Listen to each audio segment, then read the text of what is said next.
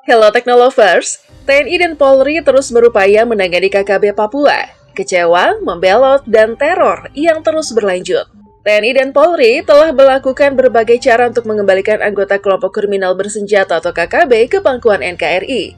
Berbagai pendekatan telah diterapkan, mulai dari fokus pada kesejahteraan untuk menghindari penindakan hukum, hingga melibatkan putra-putri asal Papua dalam menjaga keutuhan NKRI.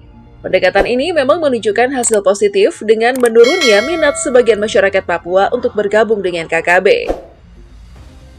Namun, meskipun ada upaya tersebut, kenyataan pahit tetap ada. Beberapa individu justru memilih untuk membelot dan bergabung dengan KKB, bahkan berpartisipasi dalam aksi-aksi teror yang meresahkan masyarakat.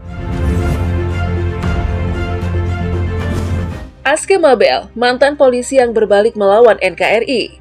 Salah satu kasus terbaru melibatkan Aske Mabel, seorang mantan anggota Polres Yalimo, Papua Pegunungan. Dengan pangkat terakhir Bribda, Aske Mabel kini mendeklarasikan diri sebagai Komando Daerah Pertahanan Balim Timur Yalimo, TPNPB-OPM. Dalam sebuah video yang beredar, Aske terlihat bersama 3 rekannya saat membacakan pernyataan sikap sebagai pimpinan Kodap Balim Timur Yali. Dengan senjata api laras panjang di tangan dan didampingi rekan-rekannya yang juga membawa senjata, Aske tampil tanpa penutup kepala, menunjukkan potongan rambut pendek dan brewoknya.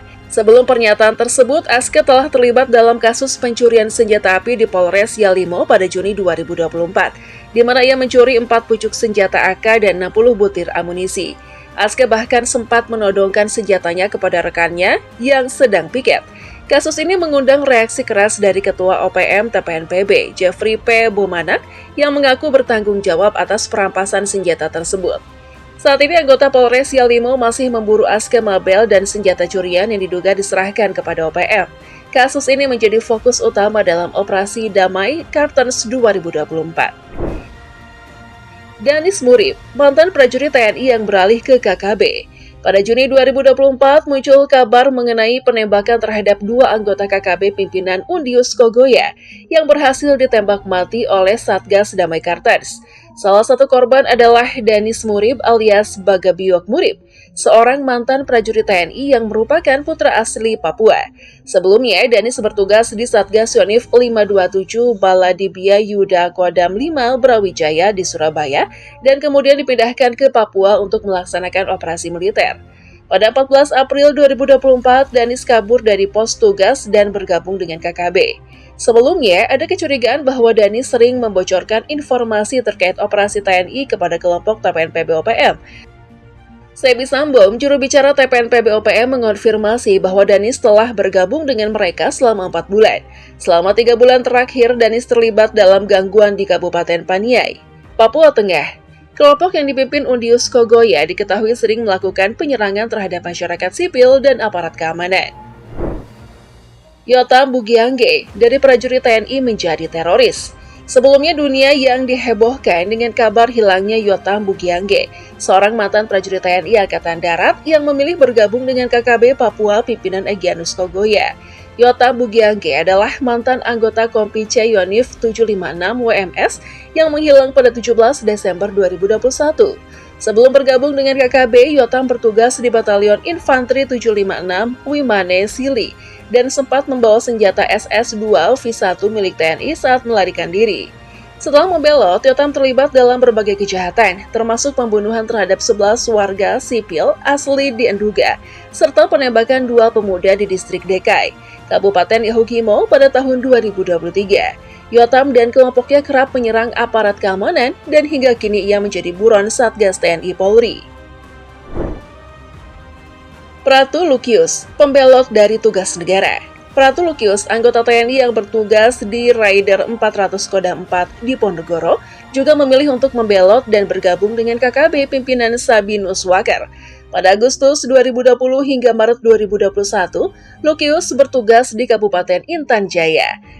Namun pada akhir tugasnya, ia meninggalkan pos dan bergabung dengan KKB tanpa membawa senjata. Namun ia membawa 2 magazin berisi 70 butir peluru 5,56 mm. Keberadaan Lukius hingga kini masih belum ditemukan meski sudah ada tindakan tegas dari pihak TNI. Senat Sol, Dari prajurit TNI ke petinggi KKB, Ananis Yalak atau Senaf Sol adalah mantan prajurit TNI Angkatan Darat yang terlibat dalam jual beli amunisi senjata api di Kabupaten Mimika dan tidak hadir dalam dinas lebih dari 30 hari berturut-turut. Setelah dipecat, Senaf Sol melarikan diri dan bergabung dengan KKB di Yahukimo, Papua, yang diketahui bertanggung jawab atas beberapa kejadian yang menyebabkan jatuhnya korban jiwa, termasuk pembunuhan Henry Jovinski, staf KPUD Yahukimo, serta pembakaran ATM di DKI pada Agustus 2020. Setelah kejadian-kejadian tersebut, Senaf Sol menjadi buruan polisi, hingga akhirnya ia ditangkap dan dinyatakan meninggal di Rumah Sakit Bayangkara Jayapura pada September 2021. Tantangan besar dalam menangani KKB. Sebi Sambum, juru bicara TPNP BOPL, mengklaim bahwa banyak personil TNI yang memilih bergabung dengan kelompok separatis.